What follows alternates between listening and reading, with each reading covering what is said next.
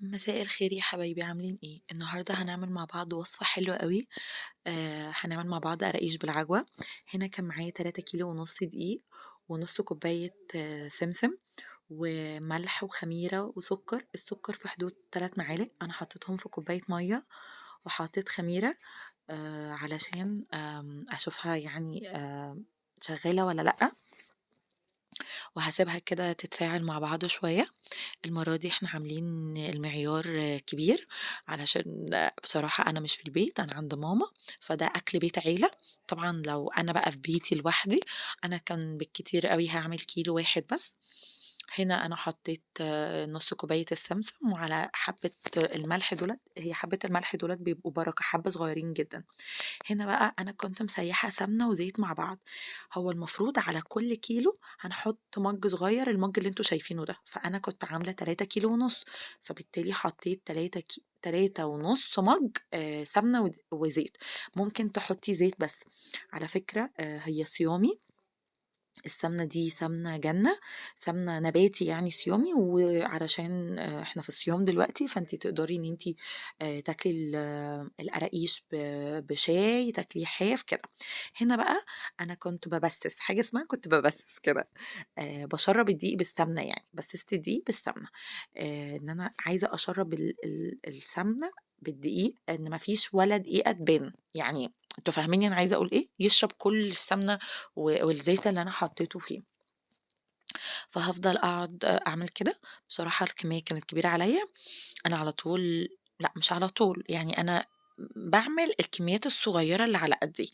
كان بالنسبة لي أول مرّة أعمل كمية كبيرة كده، بس أنا ما كنتش متوقعة إن أنا هاعرف أعمله بصراحة، بس يعني تفوّقت على نفسي يا جماعة. وأنا زي ما قُلت لكم إن أنا زيكم بالضبط، إن أنا باتعلّم معاكم. أنا باعمل الحاجات دي للبنات الصغيّرة اللي في سِنّي، زي ما أنا باعلّمكم أنا باحاول أتعلّم معاكم. يعني أنا أول مرّة في حياتي أعمل الكمية دي. فاعذروني لو حاسين إن أنا مش متمكنة في العجين أو في التبسيس. أنا باتعلم معاكم واحدة واحدة. يا رب يكون الفيديو أو الفيديوهات اللي أنا بانزّلها بتعجبكم. أنا باشوف إن نسب المشاهدة مش عالية أوي. يا ريت تتفرّجوا، صدّقوني هتستفادوا. ويا ريت إن أنتم لمّا تتفرّجوا تعملوا لايك وتفعّلوا الجرس وتشتركوا في القناة للناس الجديدة اللي بتتفرّج لأول مرّة، علشان كل ما أنزّل حاجة توصل لكم. هنا بقى كانت زي ما أنتم شايفين الخميرة والسُكّر عملت مفعول وكده، فأنا هاكُبّها كده زي ما أنتم شايفين. كانت في دبّانة باردة قاعدة تلِف قُدّامي لو أنتم شايفينها. بُصّوا بقى، هو أنا كده استخدمت 3 كوبايات ونُص مَيّة، منهم كوباية مَيّة كنت مدوّبة فيها في الأول الخميرة والسُكّر لو أنتم واخدين بالكم. هنا بقى أنا حطيت الكوبايتين والنُص في نفس الطبق ده، نفس المعيار يعني بنفس المَج. يا ريت لمّا تبدئي الشغل في عجين تشتغلي بمعيار مُحدد. يعني أنا اشتغلت من أول ما بدأت بالكوباية اللي أنتم شايفينها هنا. هنا أنا كنت خلاص عجنت. شايفين الشطارة يا ولاد، شايفين الحلاوة يا ولاد. والله البت كيكي بتعمل شغل فاخر. سيبوني بقى أتبسط بنفسي، كنت مبسوطة أوي وفشخورة بنفسي أوي بصراحة يا جماعة. بس طبعًا ماما وتيتة ساعدوني. يعني أنا اللي عجنت لوحدي كل العجين عشان ما اكدبش عليكم، أنا كنت صريحة معاكم. بس طبعًا هُم عملوا معايا بقى الباقي، ما أنا هاقعد بقى لسه أعمله بقى، فاهمين؟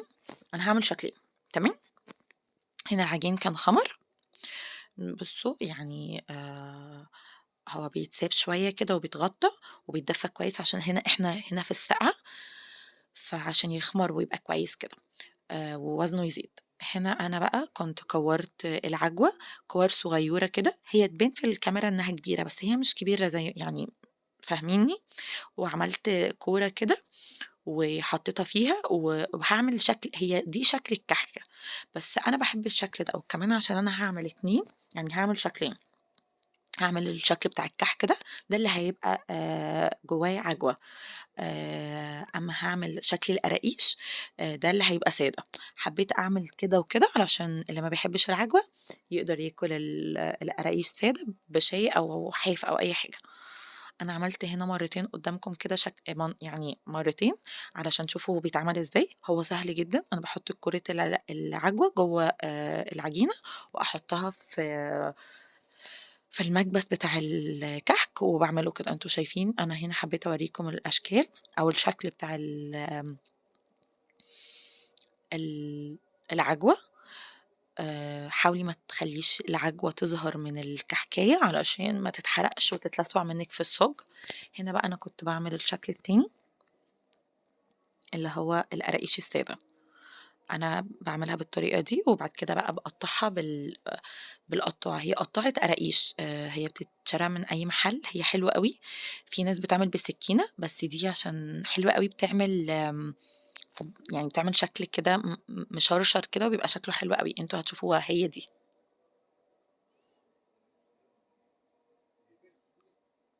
شُفتوا الشطارة يا ولاد؟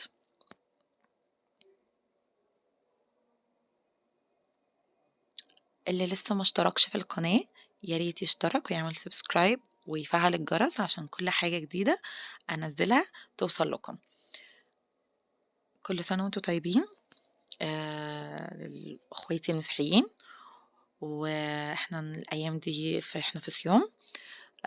فأنا هاحاول على قد ما أقدر إن أنا أعمل وصفات أكل حلوة كده صيامي، وتستحملوني عشان أنا والأكل الصيامي مش حلو أوي.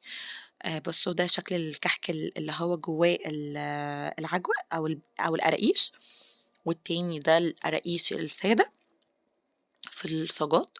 وبصراحة تيتة هي بقى اللي سوِّته. يا رب يكون عجبكم. أتمنى الفيديو يكون فادكم. أنا مستنية الsubscribe وتفعيل الجرس. شكرًا.